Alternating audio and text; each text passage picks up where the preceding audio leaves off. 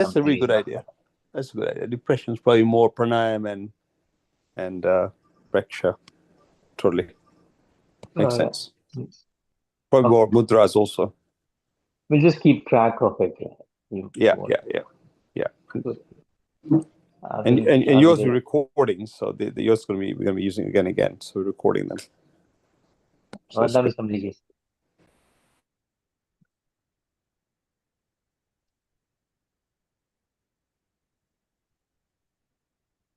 Which is muted.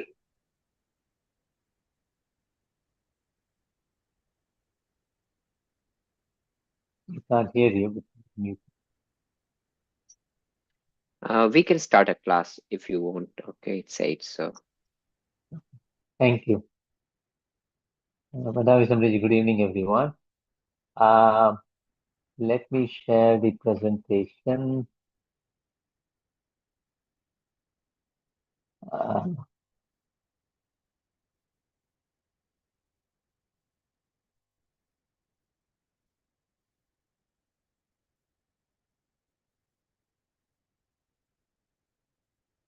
Okay, so what we are going to do is review the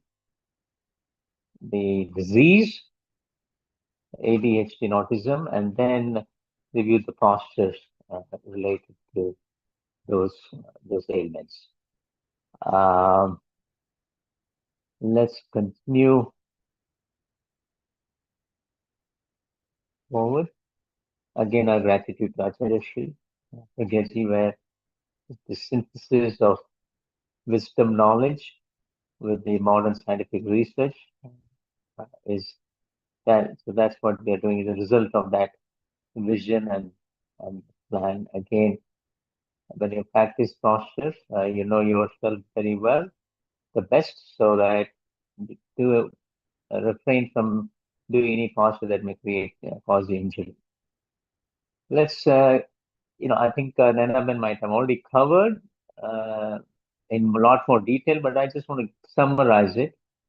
The ADHD, attention deficit hyperactive disorder, it's a neurodevelopment condition that affects how our brain processes, manages energy, information, and regulates the executive function. Executive function meaning planning, focusing, multitasking, decision-making, impulse control, of that nature. We may say that, in ADHD, the person is not being able to pay attention. It is not accurate, but it's difficulty in regulating where the attention goes. It may not be what is the task at hand, but if the attention is somewhere else, the attention is there. And then there are biological factors as well. In the reward system involving the dopamine and norepinephrine, they work differently. These are the hormones in our. So in ADHD brain, there's a dopamine deficiency. So they're understimulated. Brain feels understimulated. So to compensate for it, it seeks out new high interest, high urgency tasks to get a hit of dopamine.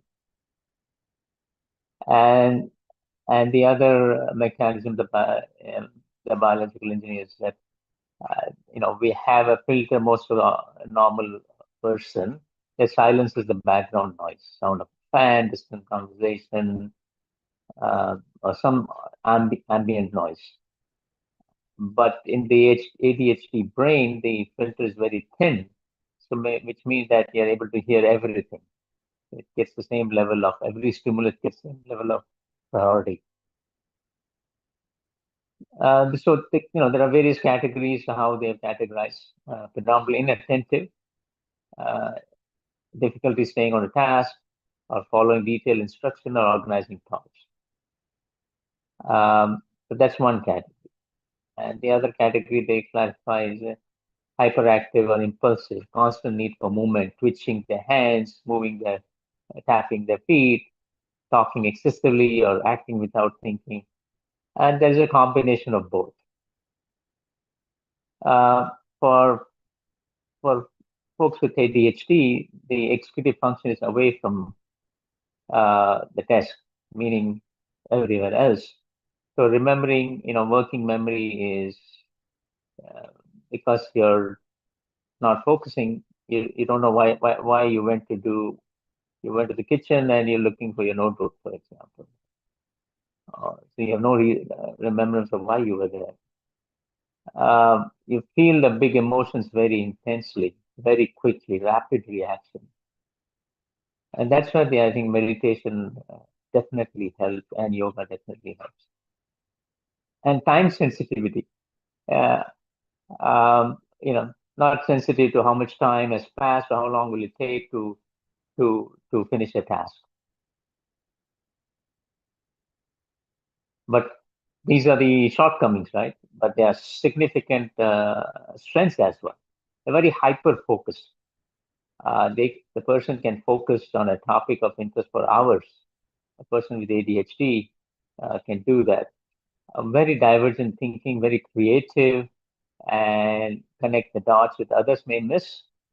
Very high energy, which can lead to incredible productivity.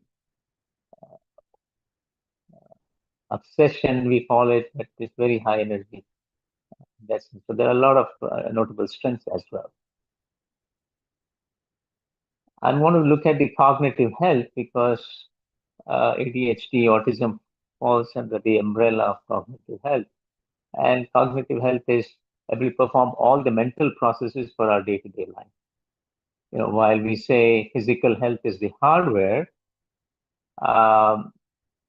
cognitive health is the software that manages everything from our memory to our mood, emotions, everything, right? There are 4 pillars of cognitive health: memory, short-term memory, as well as long-term memory. Then executive function, ability to manage, plan, focus, multitask, self-regulate, ability to understand what others say and use the right words to express our own thoughts, and to control motor function, to control their physical movement. So we are going to look at the different poses. That's why balancing poses are very good for this maintaining, strengthening for the brain, because cognitive motor centers have to talk to each other to be able to maintain balance. That requires strength, for example. So if you look at the ADHD and cognitive health combined, ADHD wiring difference when people are born with, right? Whereas cognitive health is the maintenance of that wiring. As we age, cognitive health declines. I may not remember that much what happened a few days back as what I used to remember when I was maybe much younger. So with age, it declines the cognitive health. Whereas ADHD is from birth itself, that ailment, that disease is from birth. And the bridge between the two is the executive function. This is like air traffic control. In ADHD, the person may be brilliant in handling, for example, giving the air traffic controller example, they can hyper focus and handling multiple situations, but may not be able to just bring one plane a simple routine or follow a simple routine. In cognitive health, the whole air traffic control becomes sluggish. Depends whether they have ADHD or not, because that declines with age. The person can have ADHD but still have excellent cognitive health by keeping the brain integrated and stimulated through the yoga and lifestyle practices. The reason we have similar yoga postures recommended for ADHD and general cognitive is that they train the executive function. For example, for ADHD, this provides a physical anchor for the wandering mind, always wanting new stimulation, his new stimulus. So these poses, and you'll see the list, provide an anchoring so that to reduce the wandering with sustained practice. For the cognitive health, these poses stimulate a special protein in the brain, which keeps the brain's wiring strong and healthy. Right? Let's look at the approach. Movement, of course, breath work, and focused attention. They are like the workout for the brain's executive function. We focus on different areas, enhancing the brain blood flow, inversions or semi-inversions that help with delivering the oxygen and nutrients to the brain more. Semi-inversions or inversions. It could be Viparit Karni, shoulder stand. We normally don't talk about headstand for any of the wellness because just to avoid the injury, right? For neuroplasticity and coordination, they involve crossing the midline, right? So ability to coordinate, to create new pathways, new neural pathways, right to left. You're holding when you do a spinal twist, your right hand is behind the leg that is vertical, using the left hand. So a lot of crossing the midline. And for focus, for memory and focus, we're focusing the direct way to train the ability to concentrate. For example, it could be a tree pose. So you find a point of focus, and then you continue breathing, you lift your leg. So we select for postures that helps in memory and focus. And for stress reduction, of course, the high cortisol level can significantly negatively impact our memory center, hippocampus. These are the suggested poses. Adho Mukha Svanasana. This is the downward dog. It's a mild inversion because your head is lower than the heart. So it's increased blood flow to the brain without the intensity of the shoulder stand, for example. Right? Garudasana, eagle pose. It requires intense focus, balance, crossing the midline, maintaining balance, forcing both the hemispheres of the brain to communicate. Vrikshasana, tree pose. Balance is the cerebellum. Physical balance highly correlated with cognitive longevity. So, just to maintain cognitive health, for example, independent of ADHD, still a very good pose as it helps as we get older.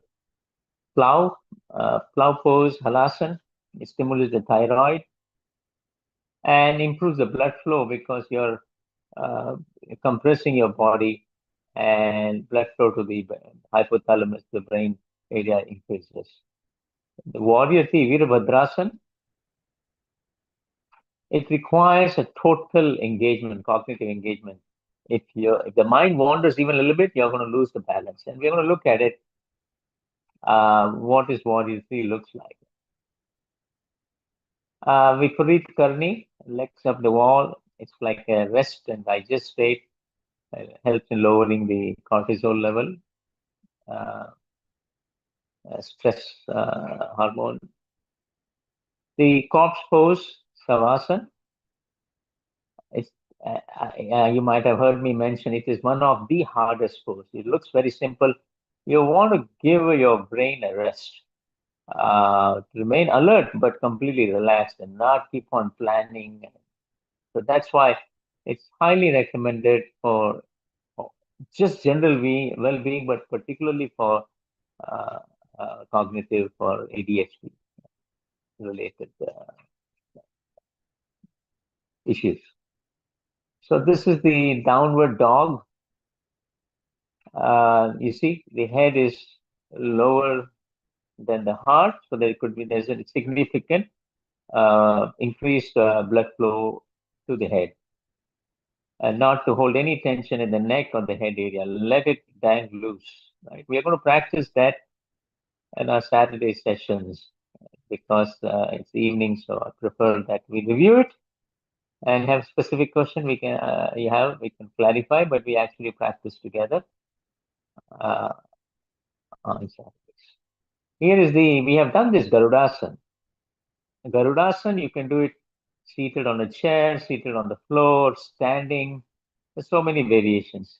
This is again, you're crossing the left side to the right side to left side. So your brain has to really, both hemispheres have to communicate to each other,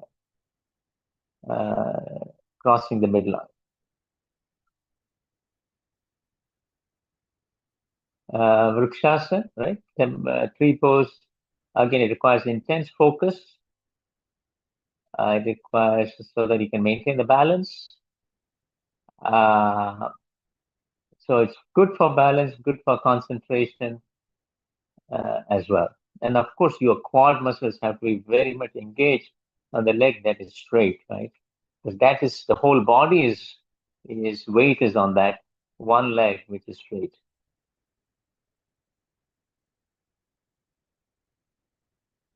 Halasana.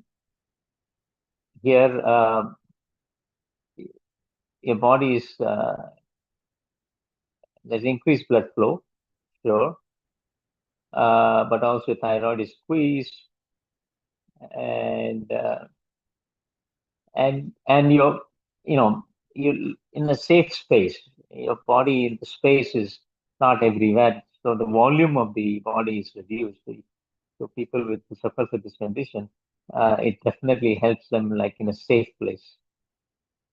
Halasana makes them feel that way. This is warrior 3, right? You start with warrior 2, one leg in the front, one leg in the back. The front leg you bend it, and the right leg comes, and your torso keeps coming horizontal, while the leg, in this case, let's say you're starting with the left leg on the ground, front, and the right leg in the back. Your torso and the hands are stretched, and as you lean forward, your torso becomes parallel. You keep lifting your right leg, maintaining balance. Again, the weight is all. This is like a T. We had a tree pose was vertical. This is almost horizontal, and of course, you're resting on one leg. I mean, your whole weight is on one leg. If you look at it, it's a similar concept. All the weight is on one leg, but the torso is instead of straight, it is horizontal. You see? A lot of variations are there, but we are looking at the classical Virabhadrasana 3. Then Viparit Karani, again, you can support it using the wall or support with your palms, with your lower and upper arm. The idea is that you're feeling relaxed, increased blood flow. Your back is not straight like a shoulder stand, but like at 45 degree, you're not squeezing your throat that much. So this is another relaxing posture. Doing it against the wall definitely strengthens, enhances the relaxing capability of this particular pose. As I said, Savasana, you could use the bolster under your knees so that your back is completely rested on the ground, legs about a foot apart, shoulder width apart, palms facing up. You may use a pillow or wrap a towel under your neck. So once you're fully grounded, so it's great for grounding. You're touching the ground.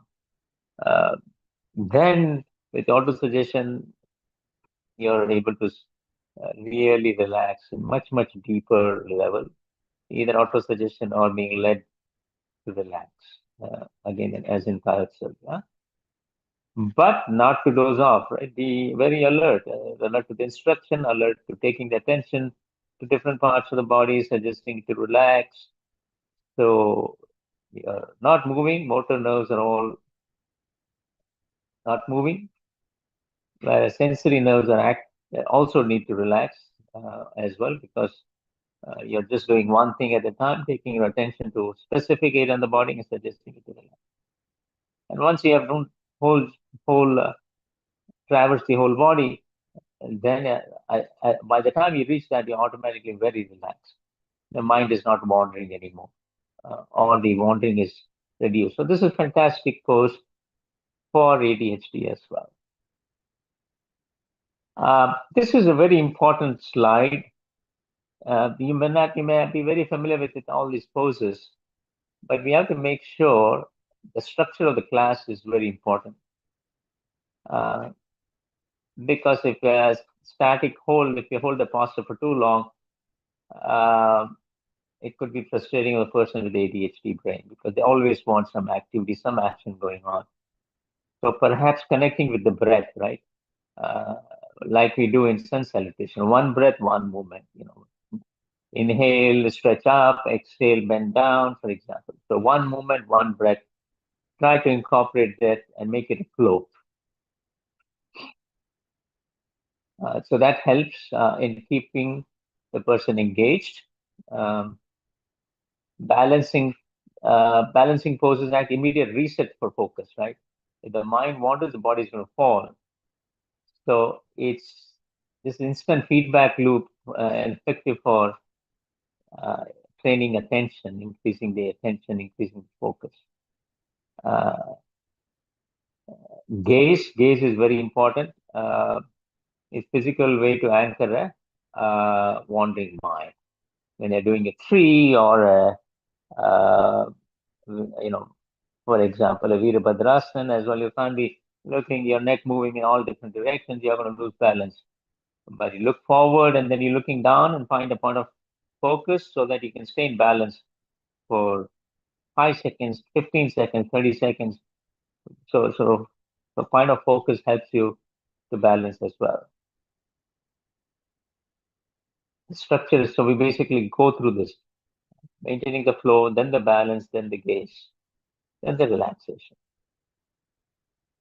So that's the ADHD part. Moving on to autism. And again, if you have specific questions, we can defer after the presentation is over. We can review and come back again.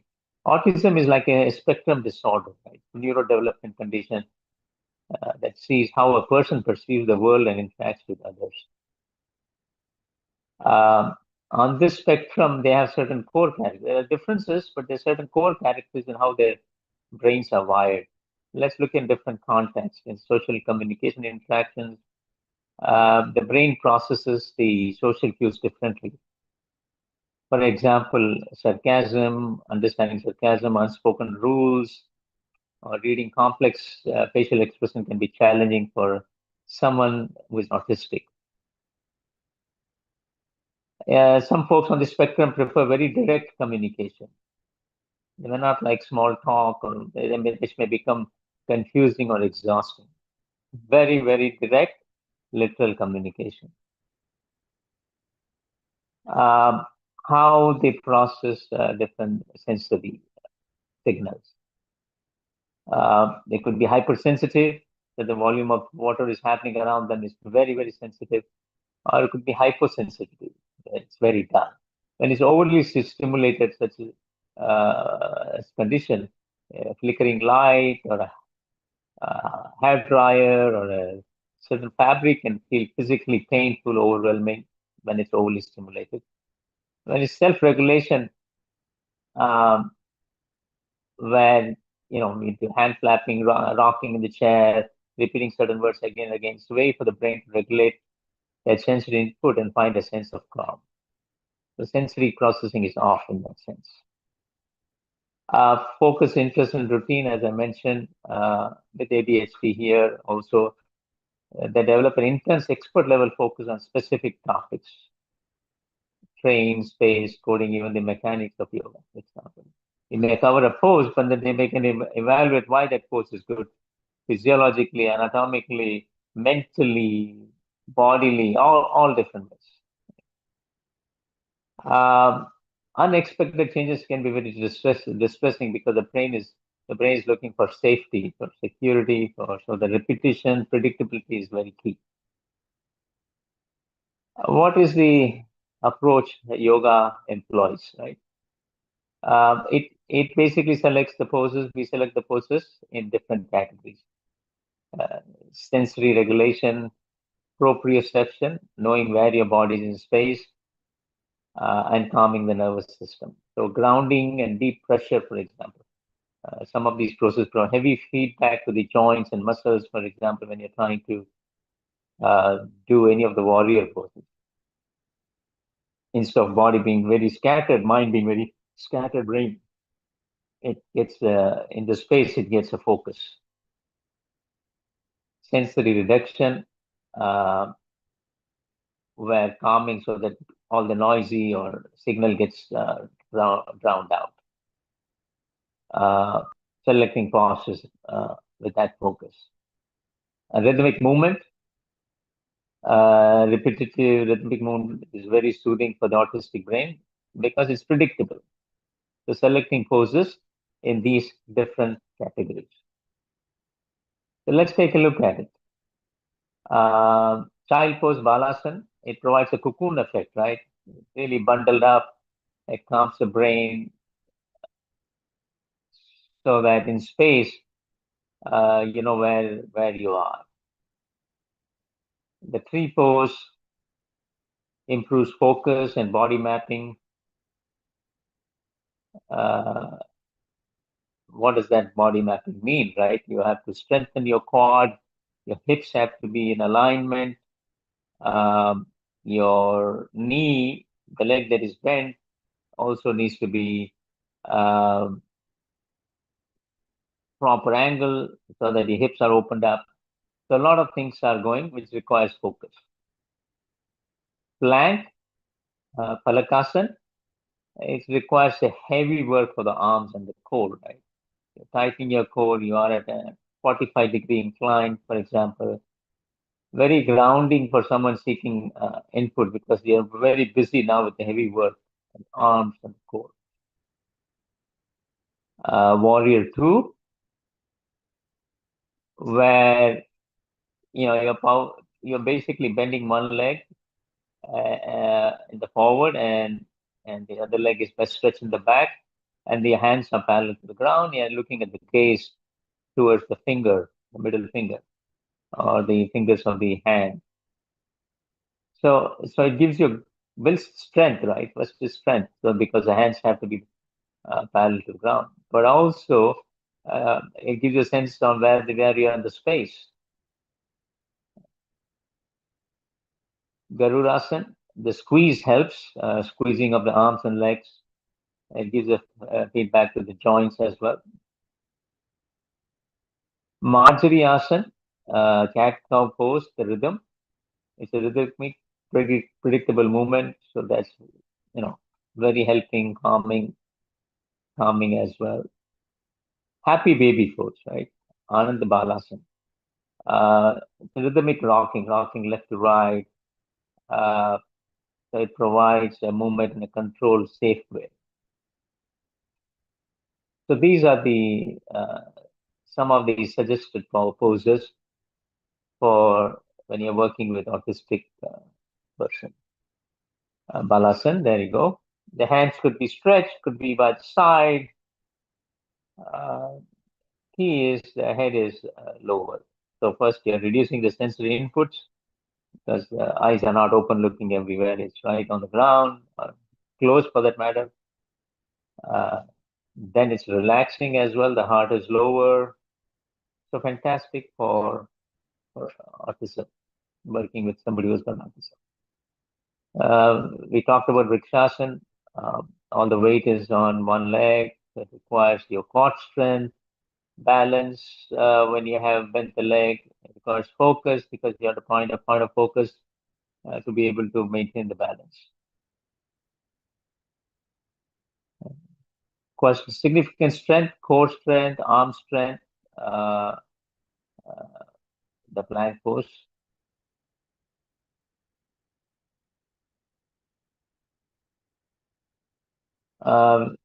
Warrior 2, right? You're looking over to your right hand, the hand in this case, left hand. The left leg is bent, and so that hand is stretched, and you're looking at that. They have a very fantastic idea of where the body is in space.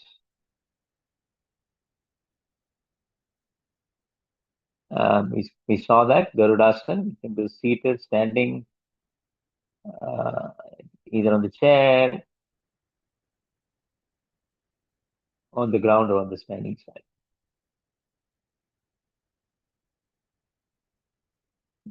Marjari Asana, predictable movement. Looking down, now your sensory input is reducing. You're looking up, you're breathing in a lot of oxygen. And you're keeping, so you know how the back is going to move up and down. So it's a predictable movement. Happy baby pose, you open your hips as well, and then rocking creates a predictability. Relaxing as well, where the blood from the extremities is like coming closer to the heart. So a lot of benefits for happy baby pose.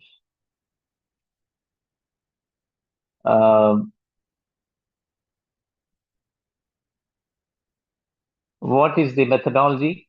It's a sensory-based approach where you take the class, where you lead a session, and how you deliver is equally important, including the poses, the postures. Visual cues, right? Writing it down. We are going to do first this posture, followed by 3 poses, followed by Savasana. So having visual way to look at the schedule. Trying to maintain the same sequence, or relatively similar each time. So predictability lowers the background noise of anxiety for someone who, when you're working with autistic disability.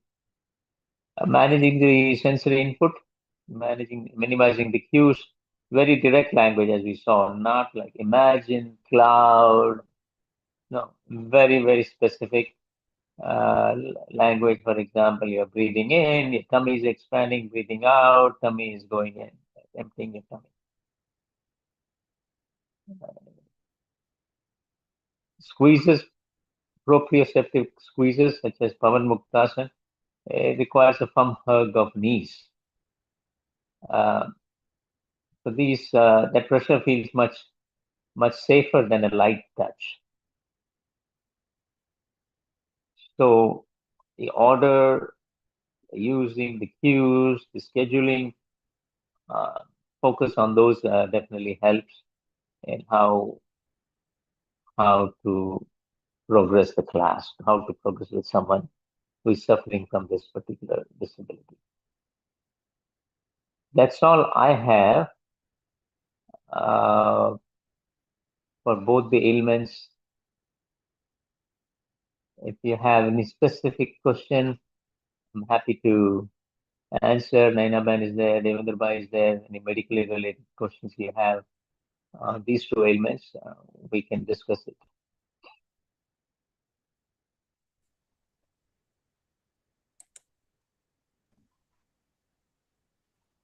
Yes. Anyone?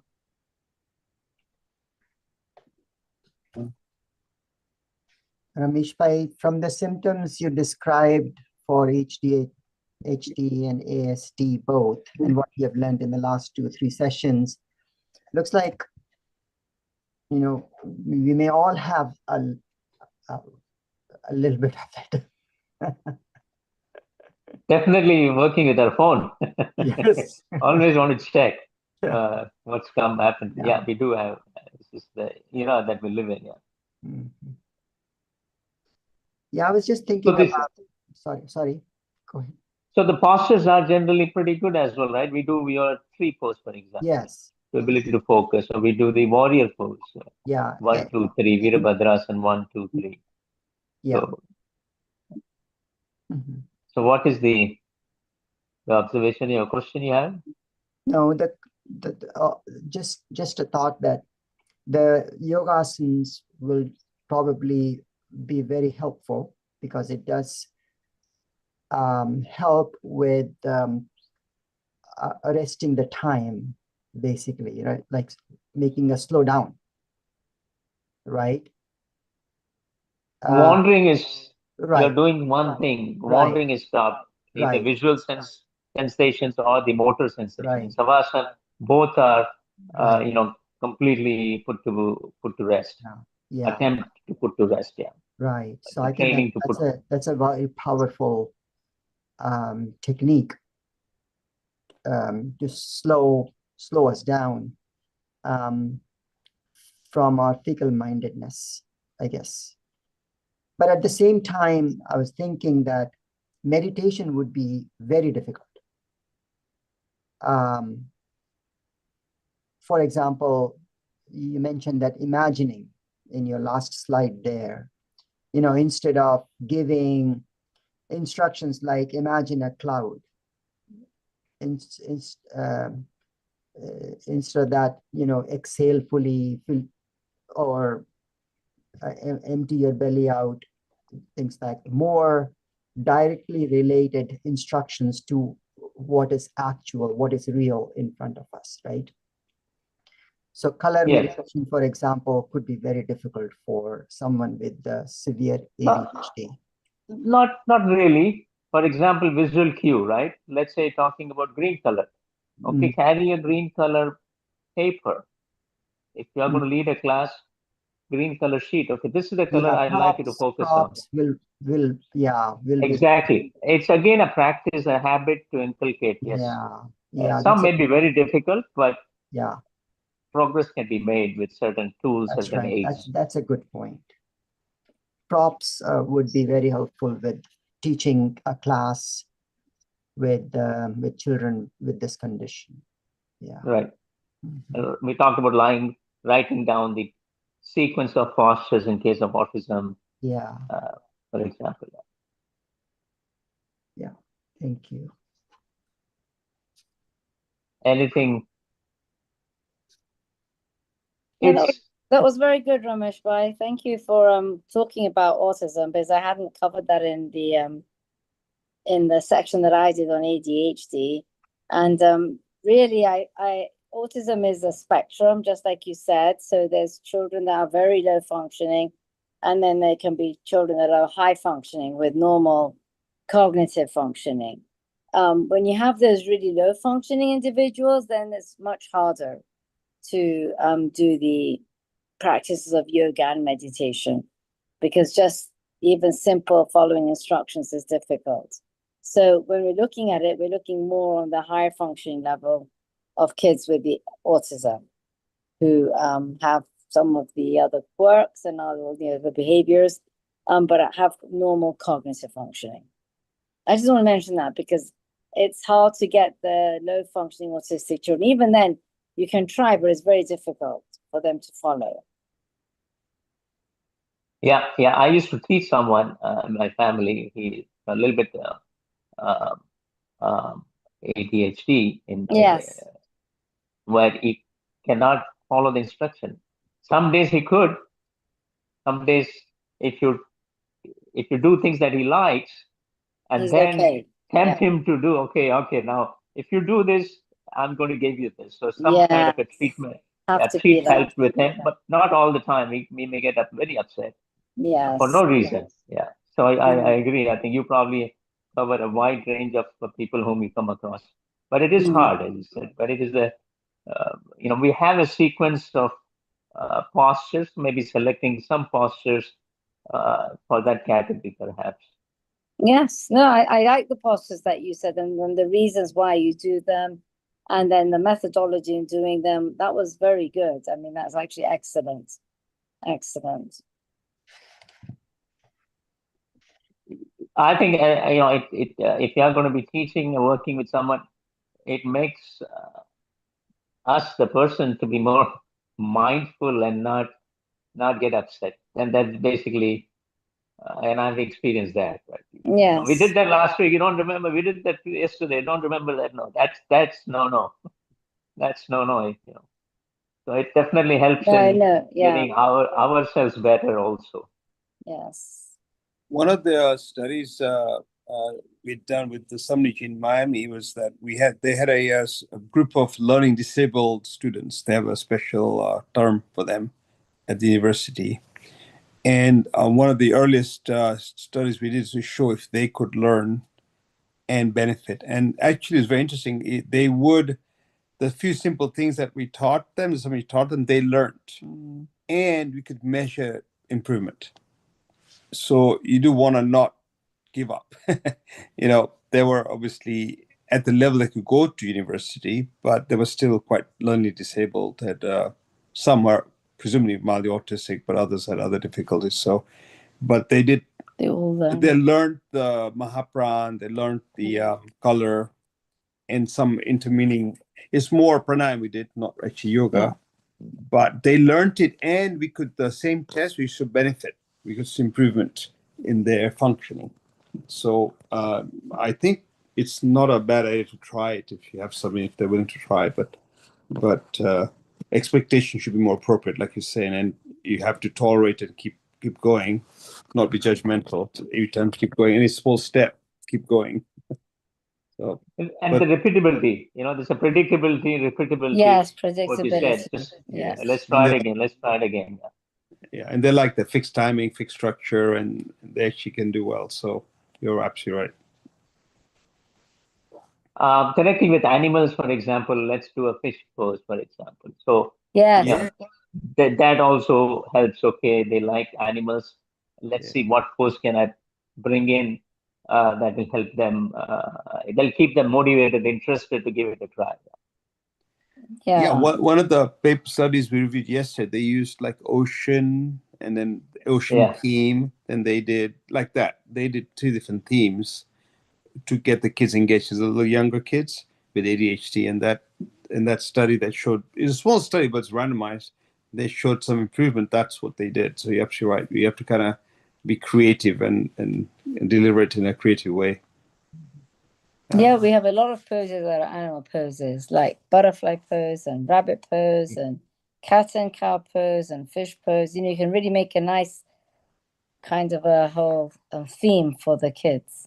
Yeah. There's a famous British site, a YouTube site that does that for kids. It uses animal and then it blends into animals. It does yoga, then it talks about animals and some fun. Some fun. Then I forget, and I think Sean was doing it for a while, but it's a pretty good resource, actually. Very nice how they did that. Very nice how they did it. It's probably copyrighted, but we can refer people to it. It's very, very nicely. It definitely requires us to be we are going to be working with them to be more creative. It requires knowing the posture is not enough, but ability to connect dots and keep the person interested, engaged. Keep the group interested is a very engaged is a challenge. Right. So when you are going to work with people, have that as a very important consideration. Right. Yeah, with kids we have to be very creative. Yeah, but there's a Super 8 that Vijay used to teach them, which is 8 steps. I can't remember, but basically it's almost like Surya Namaskar, but she did like a game, and they got 8 poses in that. Yeah, Super 8 is a very nice. She used to do that because then they'll do it as fun. It was a fun thing. She probably got it from some, I can't remember, resource, but it was a very nice thing she used to teach. It's called Super 8 yoga or Super 8. Is a combined thing. It looks a little bit like Surya Namaskar. It's not, but it looks like that. Yeah, download dog and it's got pieces of the Surya Namaskar, but more in a fun way. Yeah. Okay.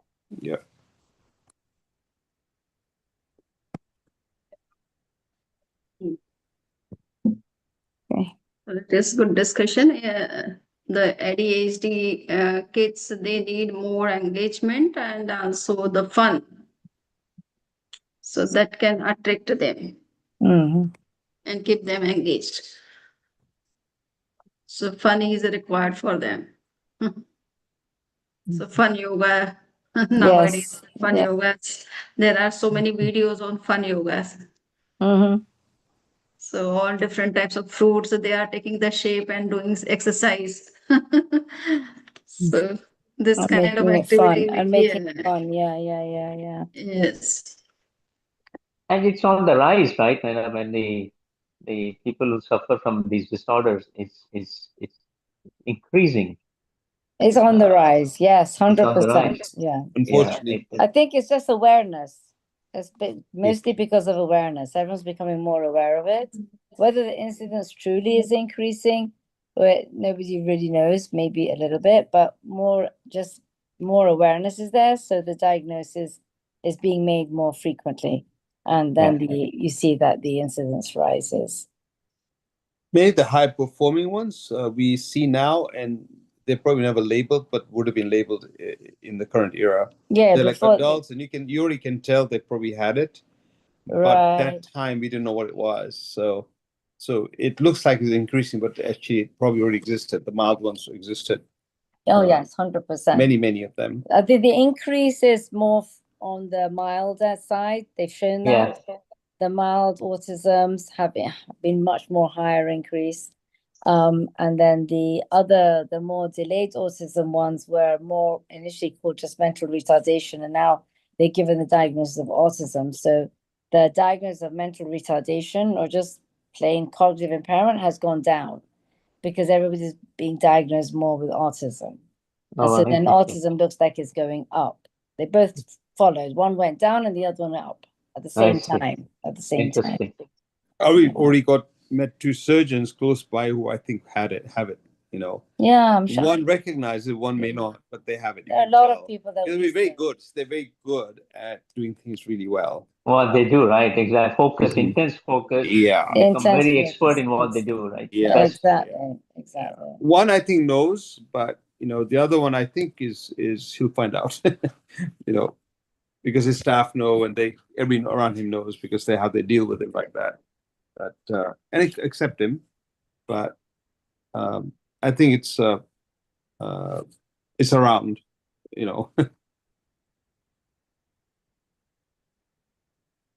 Good.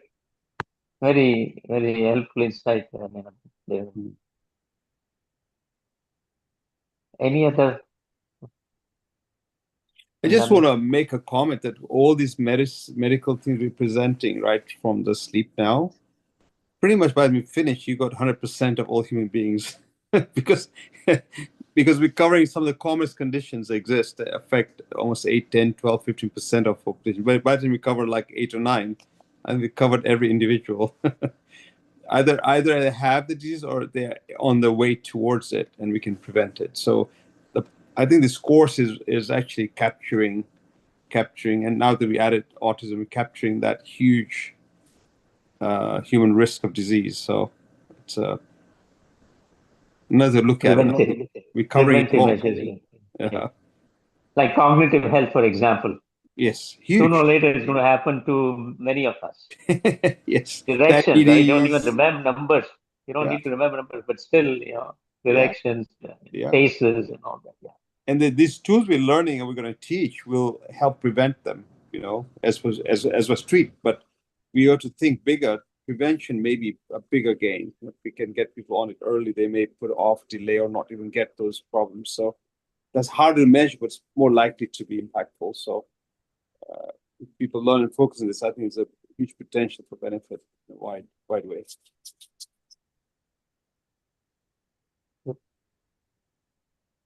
Okay. Thank you very much, Ramesh, for giving all informative and also adding them with medical science and scientific studies. So you are doing wonderful sessions. All this will be compiled in a proper book for the next course. Are you writing them or putting them into writing? Are you listening to me? Are you talking to me, Samniji? No, I'm talking to Rameshji. Rameshji, yeah. No, we have these in the PowerPoint as well, and we'll have to discuss a little bit more detail. What additional details we need to Yes, so Dr. Devendra was telling about the manual, to prepare manual with all informations. I think that's for particular disease. Creating an information sheet, a summary sheet of Yes. the ailment, the scientific research, the postures, the pranayam, the mudra, everything. Yeah. Yes. And so the PDF of the book you showed us in Hindi, that would, I think, will speed us up a lot. Yes, the book, I will try to know if it is available already. yeah. And if it's in Hindi, we can convert it to English probably with some software. But I think having Yeah, that, it is available in Hindi. Yeah, but yeah, just I have to see that in PDF form it must be, no? yes, and we'll change it a lot. But if we use it as a base, then I think it will speed us up. We'll get things done in a reasonable time. This is a lot of work, this, but we get that to start with. Then with Rakesh's notes and Ina's notes, and then with our information sheets that we're creating, we should have a really good product. Yeah, I will try to know if it is by tomorrow. I will ask that if the PDF is available in Hindi or English, so we can start working on that. Thank you so much. Great. Yes. So thank you very much. Who will take Great. meditation session today? Yeah, thank you. We should welcome Ramesh. Pari back. Pari, are you back? Oh, Shivani's back. Okay. No, Pari's not back yet. I think she's coming back soon, right? No. Okay. I thought I saw Pari there.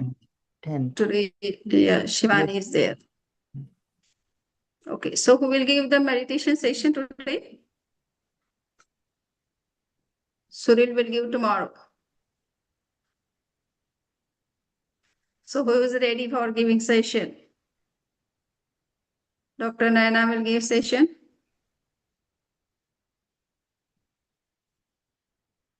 Hello? Vandami Samniji. Yes. Yeah, I Are you can- ready to give yeah. the session? Yes, I can do it. Yes. So I will do it. So actually, no, mine is the mudras, but it's not going to be like a meditation on mudras. So I thought that you can give a meditation session. You can take any meditation. yes, I'll do a contemplation session Correct. on health. On health. On health, because I've been practicing that. Yes. Okay, so to begin the session, we're going to take a comfortable. Let me just. Everyone come to a comfortable position, seated position. It can either be Vajrasan, Padmasan, or Sukhasan, or I'm just seated in the chair. Your hands are either in Gyan Mudra or Vitrag Mudra. Back and neck should be straight and eyes gently closed. So we will begin the meditation session, starting with 5 Om sounds. So as you take a deep breath in, as you breathe out, you will make the sound of Om. So we'll breathe in. Om.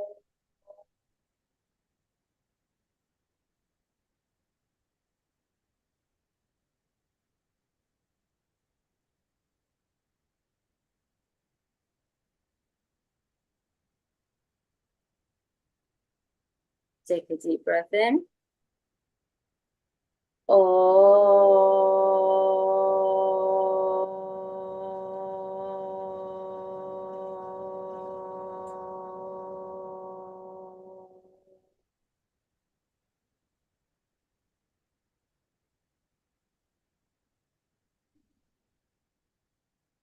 Deep breath in.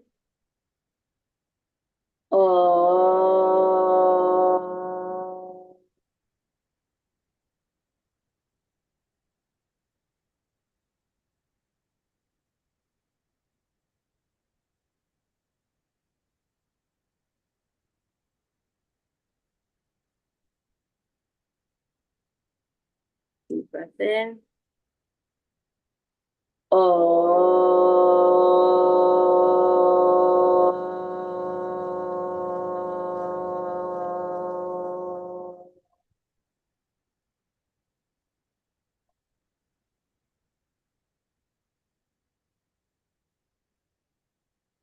Last time.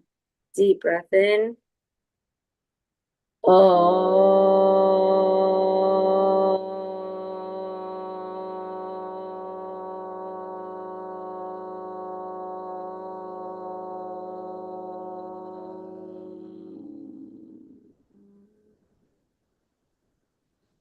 As we begin our process, we'll first take a resolution. I am practicing Praksha meditation for the purification of my psyche. We'll repeat this 3 times. I am practicing Praksha meditation for the purification of my psyche. I am practicing Praksha meditation for the purification of my psyche. Now, the first step of meditation is Kayotsarg, relaxation. We will begin relaxation starting with focusing on the big toe of your right foot. Suggest all the muscles, nerves, skin, bone of the right foot to relax. Relax, relax, relax. Spread your mind to the remaining toes,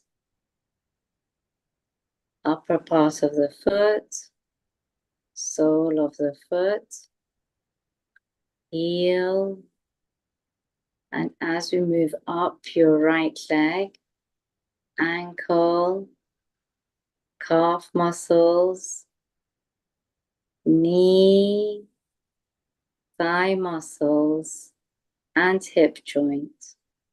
Suggest all to relax. Relax. Relax.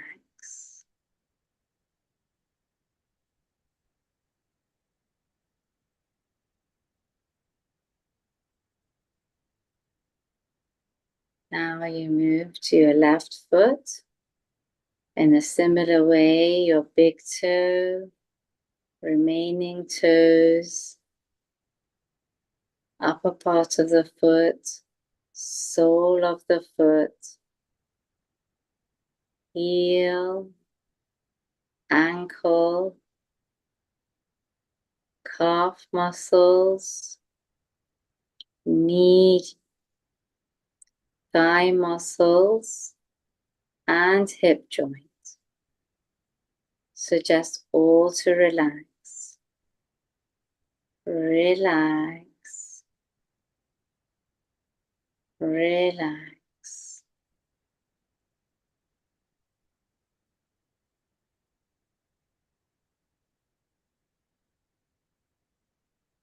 I will move to our middle part of the body, lower abdomen, intestines, stomach, liver, spleen, and at the back, the kidneys. All are relaxed.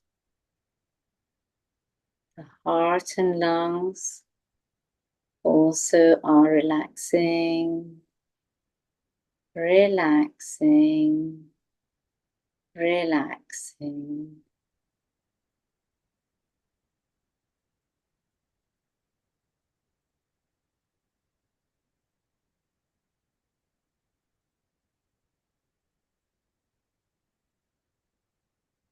Moving your focus to your back,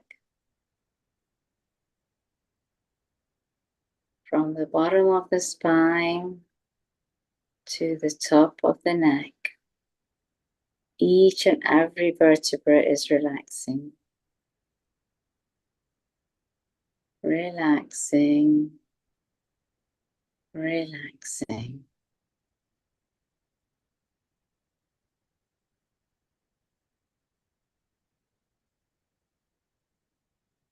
Relax our arms, right arm, starting with the fingers, the palm,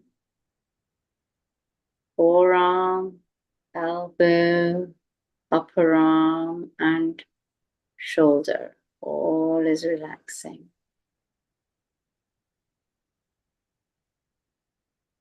Similarly, the right arm, fingers, palm, forearm, elbow, upper arm, and shoulder. All are relaxing. Feel that your lower body is totally relaxed.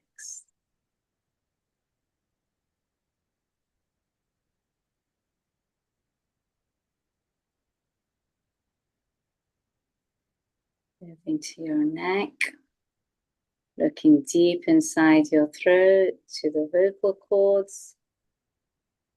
Suggest your neck muscles and vocal cords to relax.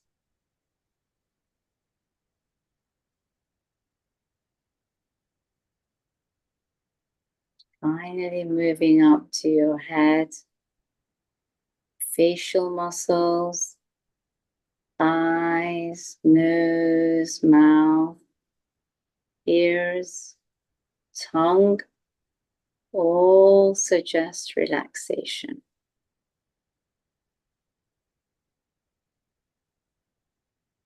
Your forehead and your brain. All is relaxing, relaxing, relaxing.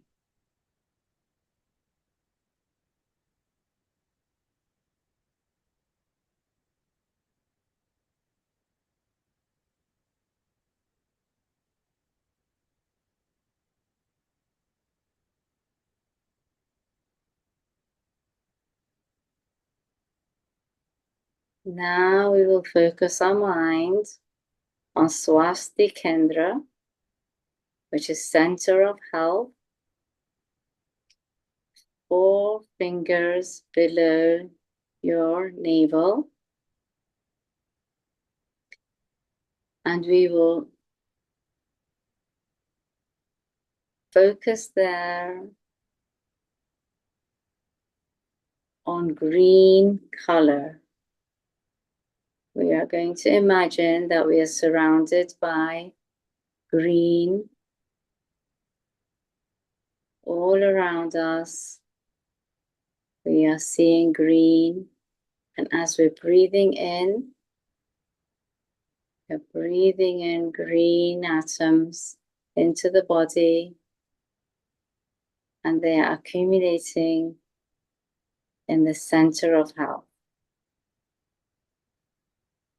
Bright green particles are surrounding your body, and as you breathe in, they are entering and settling at the Swasti Kendra center of health.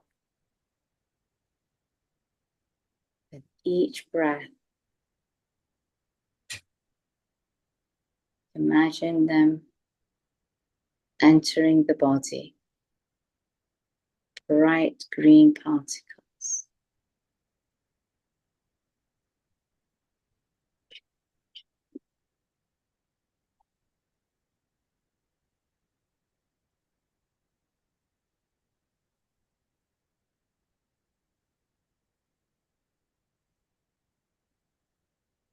If you cannot see the green color, it doesn't matter. Just keep focusing deeply. And the deeper you focus, the colors will appear. Green color is good for healing.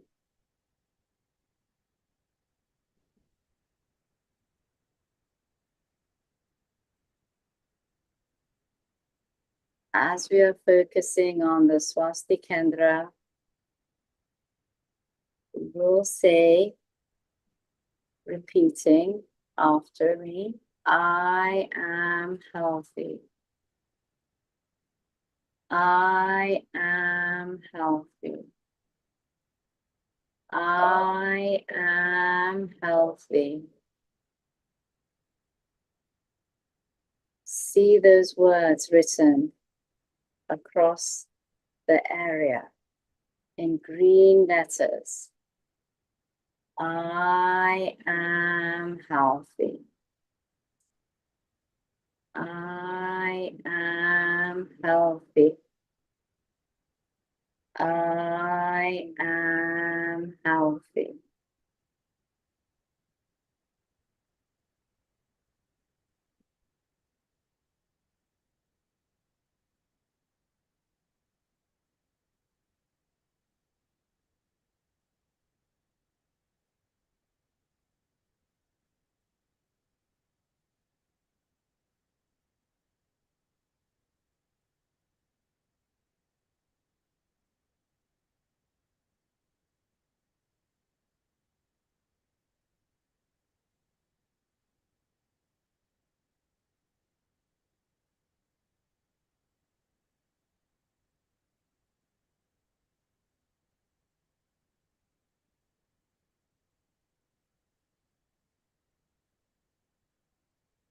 Now we will repeat 9 times Savvasahunam. And as we repeat that, we will feel the vibrations deep inside the center of health, awakening the center of health and sending energy to the whole body to heal. Savvasahunam.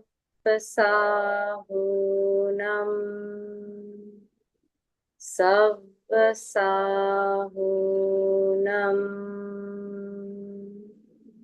Savvasahunam. Savvasahunam.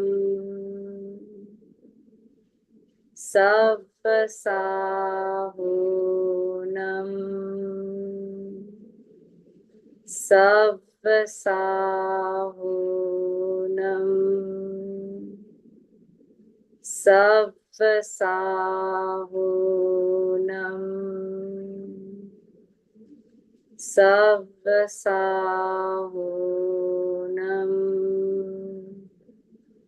Savvasahunam.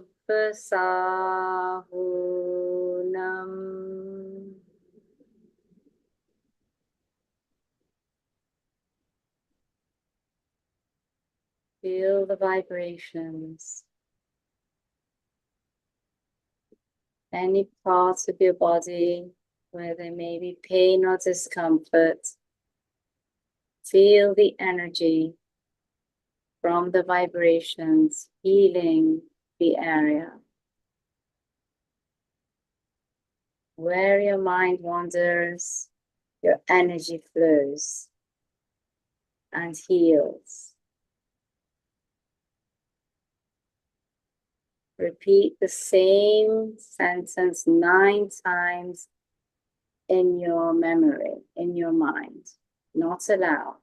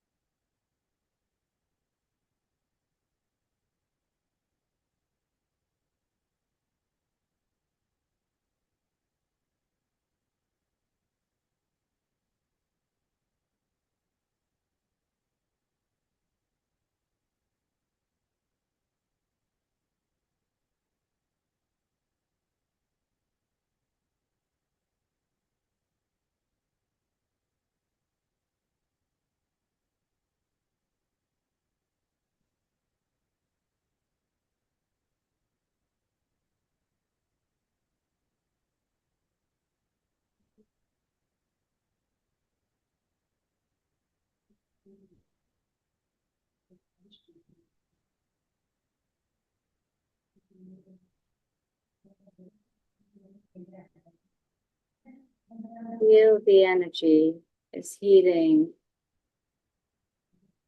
the whole parts of the body. I am healthy. I am healthy. I am healthy.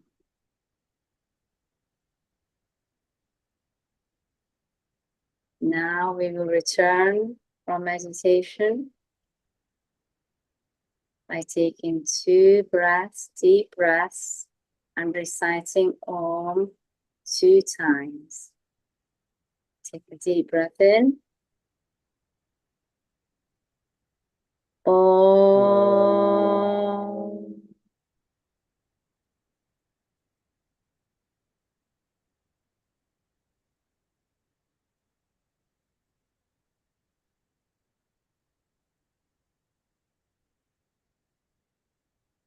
Deep breath in.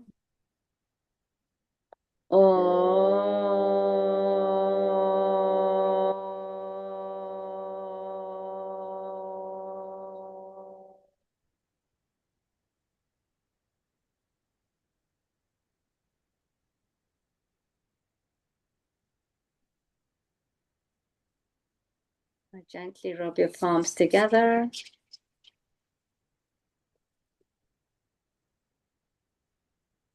Place them over your eyes. Blink your eyes a couple of times and gently lower your arms.